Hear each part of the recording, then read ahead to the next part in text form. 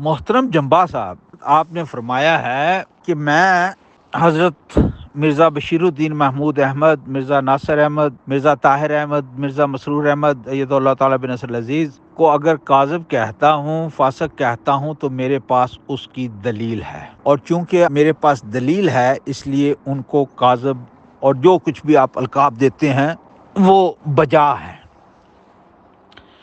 محترم جمبا صاحب، اب اسی بات کو لے لیتے ہیں، اسی کو معیار ٹھہرا لیتے ہیں۔ آپ کے جو پاس جو ثبوت ہیں وہ آپ کی ذہنی ساخت کا نتیجہ ہے، آپ کی فلک سیری کا نتیجہ ہے، آپ کے اوہام کا نتیجہ ہے، آپ کے رفقا کی آپ کو مشاورت کا نتیجہ ہو سکتے ہیں، آپ کی کم فہمی، کم علمی کا نتیجہ ہے۔ اور اختلاف رائے رکھنا اور بات ہے، رکھیں، آپ ان سے اختلاف کرتے ہیں، بہت ساری دنیا کرتی ہے، لیکن میں آپ کو کہتا ہوں کہ محترم عبدالغفار جمبا صاحب، آپ صریحاً کاذب ہیں، اور اس کی دلائل کے انبار ہیں میرے پاس۔ آپ نے یہ فرمایا ہے کہ حضرت مرزا طاہر احمد رحمہ اللہ نے کہا کہ یہ شیطانی وساوس ہیں، ان کے پاس کیا ثبوت تھا؟ تو محترم جمبا صاحب ذرا غور کرتے ہیں آپ کے بیانات پر کہ شیطانی وساوس کے علاوہ اور ہے کیا؟ کذب بیانی کی بات ہوتی ہے تو 1 2 3 4 5 نہیں، آپ کی ساری زندگی اور آپ کا فکر اور آپ کے کلمات، آپ کے بیانات اس کا منہ بولتا ثبوت ہیں۔ میں اس بات کا ذکر کروں گا جس کا میں خود گواہ ہوں۔ آپ نے اپنے خطبہ جمعہ میں ایک بہتان باندھا اور اپنے مقابل کو ایک انتہائی تکلیف دہ صورتحال میں بتایا، خالد واسطی صاحب کو، جبکہ وہ صریحاً آپ کی طارق چوہان صاحب کی ملی بھگت تھی۔ میں نے خاکسار نے خود فون کر کے آپ کو معاملات کی حقیقت بتائی۔ میں قدیر بھائی سے بھی حسن ظن رکھتا ہوں، اور انہوں نے تصدیق کی کہ وہ پیغامات آپ تک پہنچائے جا چکے ہیں۔ صورتحال آپ کے سامنے پیش کر دی گئی ہے۔ میں نے خود آپ کو بارہا فون کر کے آپ کو بتایا اصل صورتحال کیا ہے۔ اس کے مقابل پر طارق چوہان صاحب کے گھر سے ایک جھوٹ نے جنم لیا، اور انہوں نے وہ کذب آپ کے مشورے سے آپ کے سپرد کیا۔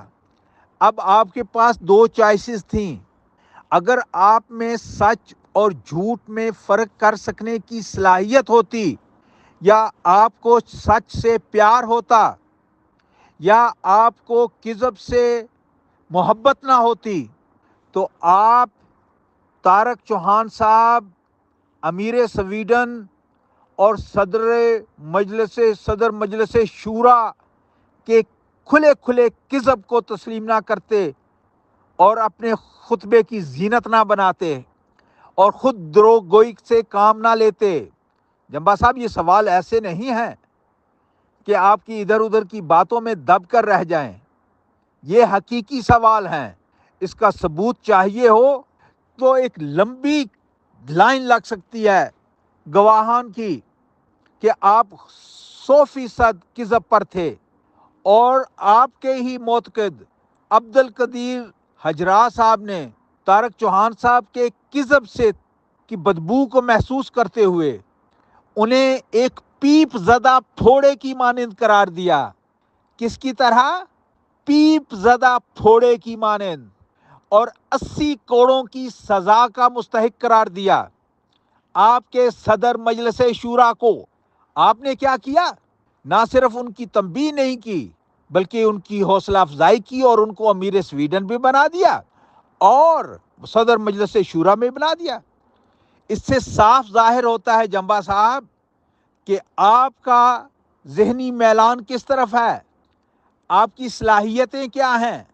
اب دو صورتیں ہیں، یا تو آپ سچ اور جھوٹ میں فرق کرنے کی تمیز ہی نہیں رکھتے، اور تمام شواہد آنے کے باوجود بھی آپ ایک شعوری فیصلہ کرتے ہیں کہ آپ کو طارق چوہان صاحب کے کذب سے زیادہ فائدہ ہے، اپنے نفس کی پیروی کرتے ہوئے طارق چوہان صاحب کو، جس کو آپ کے ہی دوسرے مرید عبد القدیر صاحب ایک پیپ زدہ پھوڑا اور 80 کوڑوں کی سزا کا مستحق سمجھتے ہیں۔ طارق چوہان شورا کے صدر تھے۔ طارق چوہان اور ان کی بیگم نے یہ سب باتیں جمبا صاحب کو بتائیں۔ طارق چوہان صاحب نے جھوٹ بتایا۔ جمبا صاحب کے خطبے کے بعد مجھے بالکل یہ احساس ہوا تھا کہ یہ غلط ہے، اس کے خلاف میں نے آواز اٹھائی۔ اس ایشو پر میری شدید طارق چوہان صاحب سے مخالفت رہی ہے، اور اب ان سے میرا کوئی تعلق نہیں ہے۔ پھر میں نے جمبا صاحب سے بات کی اور وضاحت کر دی ان پر۔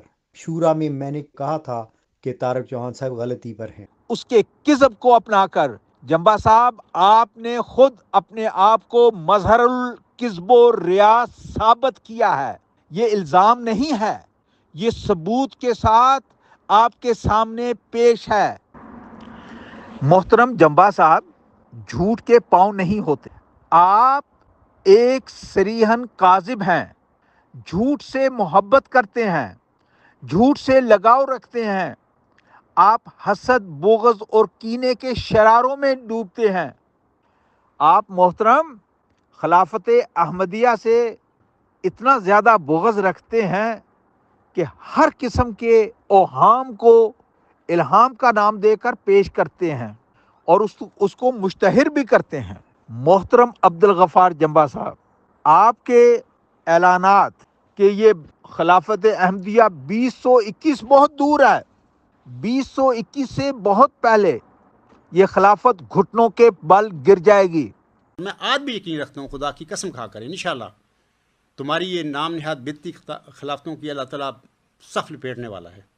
بڑی جلدی یہ تمہاری خوشیاں، تمہاری موت، تمہارے غم میں بدلنے والی ہیں۔ میں دعویٰ کر رہا ہوں اور اللہ کا نام لے رہا ہوں کہ اللہ نے مجھے بتایا ہے یہ باتیں۔ آپ کے باقی تمام لا یعنی دعووں کی طرح یہ بھی جھوٹا ثابت ہوا۔ آپ کاذب ثابت ہوئے، آپ اس سے انکار نہیں کر سکتے۔ آپ کا یہ شوق ہے کہ دوسروں کو انگیخت کرتے ہیں، چیلنج کرتے ہیں کہ جناب آؤ منہ مانگا انعام دوں گا، اور آپ نے اس میں بھی یہ تاثر دیا کہ جیسے آپ صاحب ثروت ہیں۔ اگر کوئی جالہ ہے میدان میں آئے نکل کے میری باتوں کو دلائل کے ذریعے غلط کر کے دکھا دے، غلط کر کے دکھا دے، منہ مانگا انعام دوں گا۔ آپ کے پاس بہت سارے خزانے ہیں، آپ نے اس کا اشارہ کیا کہ منہ مانگا انعام دوں گا۔ محترم جمبا صاحب، کبھی غور بھی کر لیا کریں کہ آپ سوشل اسسٹنس لیتے ہیں، سوشل لیتے ہیں۔ پتہ لگا کہ یہ تو ویلفیئر سسٹم ہے ان کا، جو بے روزگار لوگ ہوتے ہیں ان کو یہ دیتے ہیں اور یہ کام نہیں کرنے دیتے۔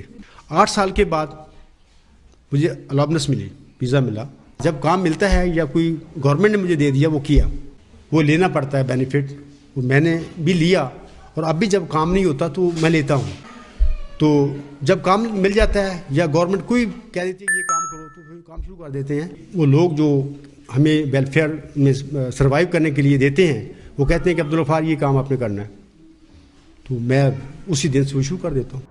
اگر آپ اتنے مالدار ہیں تو جرمنی کے نظام کے ساتھ بھی آپ منافقت سے کام لے رہے ہیں، وہاں بھی آپ کاذب ہونے کا ثبوت دے رہے ہیں۔